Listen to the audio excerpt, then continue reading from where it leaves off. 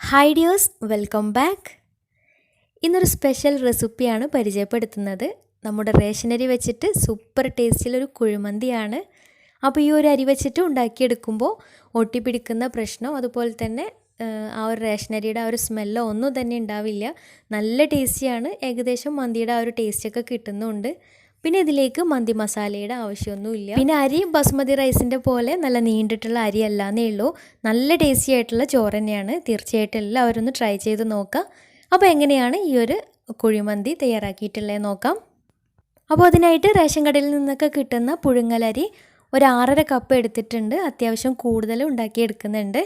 അപ്പോൾ ഈ ഒരു അരിയിൽ കറുത്ത അരിയോ അല്ലെങ്കിൽ കല്ലോ ഉണ്ടെങ്കിൽ അതൊക്കെ ഒന്ന് ഒഴിവാക്കിയിട്ട് 4-5 പ്രാവശ്യം നന്നായിട്ട് കഴുകിയതിന് ശേഷം കുറച്ച് ചൂടുവെള്ളത്തിൽ ഒരു 15 മിനിറ്റ് കുതിർത്ത് വെക്കാം. ഇങ്ങനെ ചെയ്യുന്നത് ഈ ഒരു അരിക്കൊരു പശപ്പ് ഉണ്ടാവും, അതൊന്ന് പോയി കിട്ടാനും അതുപോലെ തന്നെ ഈ റേഷൻ അരിയുടെ ആ ഒരു സ്മെല്ലൊന്ന് പോയി കിട്ടാനും വേണ്ടിയിട്ടാണ്. ഇനി ഒരു കടായി സ്റ്റൗവിൽ വെച്ചിട്ട് അതിലേക്ക് 1/2 കപ്പ് ഓയിൽ ഒഴിച്ചു കൊടുക്കാം. അപ്പോൾ ഞാൻ സൺഫ്ലവർ ഓയിലാണ് എടുത്തിട്ടുള്ളത്.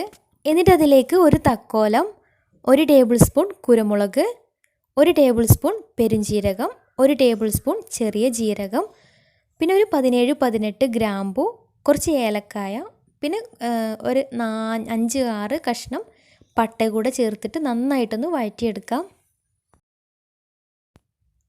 അപ്പോൾ ഇവയ്ക്ക് ചെറുതായിട്ടൊന്ന് റോസ്റ്റായി കിട്ടിയാൽ അതിലേക്ക് 2 സവാള ചെറുതായിട്ട് കട്ട് ചെയ്തത്, അതുപോലെ തന്നെ ഒരു ക്യാപ്സിക്കത്തിൻ്റെ പകുതി ചെറിയ നന്നായിട്ട് കനം കുറഞ്ഞ് അരിഞ്ഞതും കൂടെ ചേർത്തിട്ട് നന്നായിട്ടൊന്ന് വഴറ്റിയെടുക്കാം. അപ്പോൾ ക്യാപ്സിക്കം നിർബന്ധമൊന്നുമില്ല, ചേർത്താൽ നല്ലൊരു ടേസ്റ്റാണ്. കയ്യിലില്ലെങ്കിൽ ആ ഒരു സ്റ്റെപ്പ് ഒഴിവാക്കാം. പിന്നെ വേണ്ടത് 2 ഉണക്ക നാരങ്ങയാണ്. അതും കൂടി ഇതിലേക്ക് ചേർത്തിട്ടൊന്ന് വഴറ്റിയെടുക്കാം. ഉള്ളി ചെറുതായിട്ടൊന്ന് വഴന്ന് വരുമ്പോഴത്തേക്ക് അതിലേക്ക് 2 മാഗി ക്യൂബ് ചേർത്ത് കൊടുക്കാം. മാഗി ക്യൂബ് ചേർക്കുമ്പോൾ നല്ലൊരു ടേസ്റ്റാണ് കേട്ടോ. ഇനി ഇതിലേക്ക് 2 പച്ചമുളകും കൂടെ ചേർത്ത് കൊടുക്കാം. അപ്പോൾ പച്ചമുളക് കട്ടൊന്നും ചെയ്യാതെ അങ്ങനെ മുഴുവനായിട്ട് അതുപോലെ ഇട്ട് കൊടുക്കുകയാണ് വേണ്ടത്. അപ്പോൾ പച്ചമുളകിൻ്റെ എരിവ് കൂടുതൽ വരികയും ചെയ്യരുത്, എന്നാൽ ആ ഒരു ഫ്ലേവർ വരികയും വേണം. അതിന് വേണ്ടിയിട്ടാണ് ഇങ്ങനെ ചെയ്യുന്നത്. പിന്നെ കയ്യിൽ പട്ടയുടെ ഇല അല്ലെങ്കിൽ ബേ ലീഫ് ഉണ്ടെങ്കിൽ അതൊന്ന് ചേർത്തിട്ട് നന്നായിട്ടൊന്ന് വഴറ്റിയെടുക്കാം. ഇനി കയ്യിലില്ലെങ്കിൽ കുഴപ്പമൊന്നുമില്ല. ഇനി ഇതിലേക്കൊരു 3/4 ടേബിൾ സ്പൂൺ ഇഞ്ചി വെളുത്തുള്ളി പേസ്റ്റും കൂടെ ചേർത്ത് കൊടുക്കാം. അപ്പോൾ സാധാരണ മന്തിയിലൊന്നും ചേർക്കാറില്ല, പക്ഷേ ഇത് ചേർക്കുമ്പോൾ നല്ലൊരു ടേസ്റ്റാണ്. പിന്നെ ചേർക്കുമ്പോൾ ഇഞ്ചി വെളുത്തുള്ളി പേസ്റ്റ് കൂടി പോകരുത്, 3/4 ടേബിൾ സ്പൂൺ മാത്രം മതിയാവും. അപ്പോൾ ഉള്ളിയൊക്കെ നന്നായിട്ട് വഴന്ന് കിട്ടിയിട്ടുണ്ട്. ഇനി ഇതിലേക്ക് 1 ടേബിൾ സ്പൂൺ കുരുമുളക് പൊടി, 2.5 ടേബിൾ സ്പൂൺ നല്ല ജീരകം പൊടിച്ചതും കൂടെ ചേർത്ത് ഒന്ന് വഴറ്റിയെടുത്തതിന് ശേഷം അതിലേക്ക് 1 കിലോ ചിക്കൻ നന്നായിട്ട് കഴുകി വൃത്തിയാക്കിയിട്ട് അതും കൂടെ ചേർത്തിട്ടൊന്ന് മിക്സാക്കി എടുക്കാം.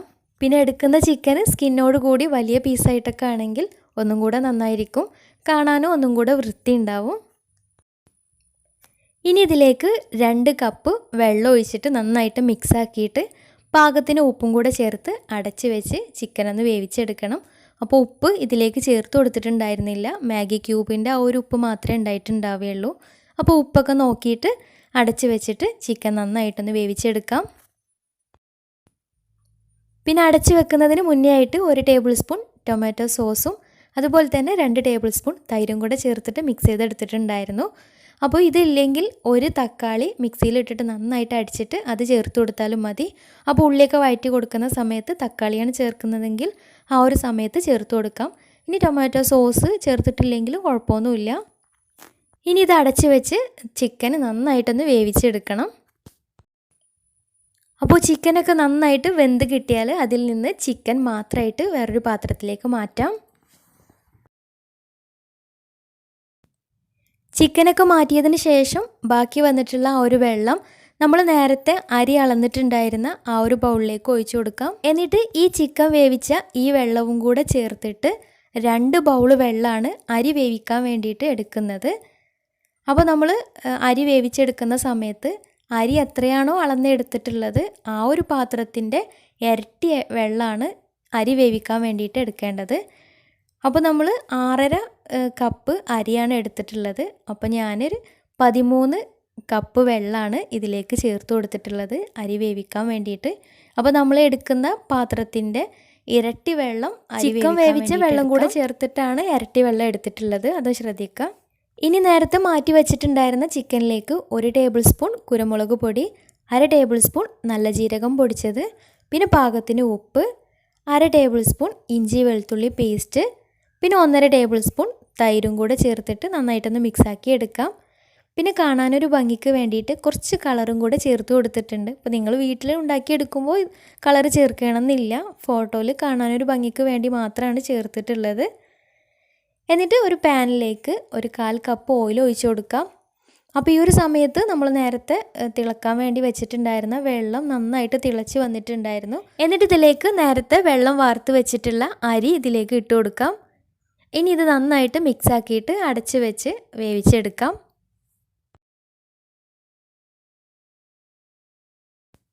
ഈ ഒരു സമയത്ത് ഓയിൽ നന്നായിട്ട് ചൂടായി വന്നിട്ടുണ്ട്. ഇനി ഇതിലേക്ക് ചിക്കൻ ഇട്ടിട്ട് ഒന്ന് ഫ്രൈ ചെയ്തെടുക്കാം. അപ്പോൾ അങ്ങോട്ടും ഇങ്ങോട്ടും മറിച്ചിട്ടിട്ട് 2 ഭാഗവും ഒന്ന് ബ്രൗൺ കളർ ആക്കിയിട്ട് എണ്ണയിൽ നിന്ന് മാറ്റാം.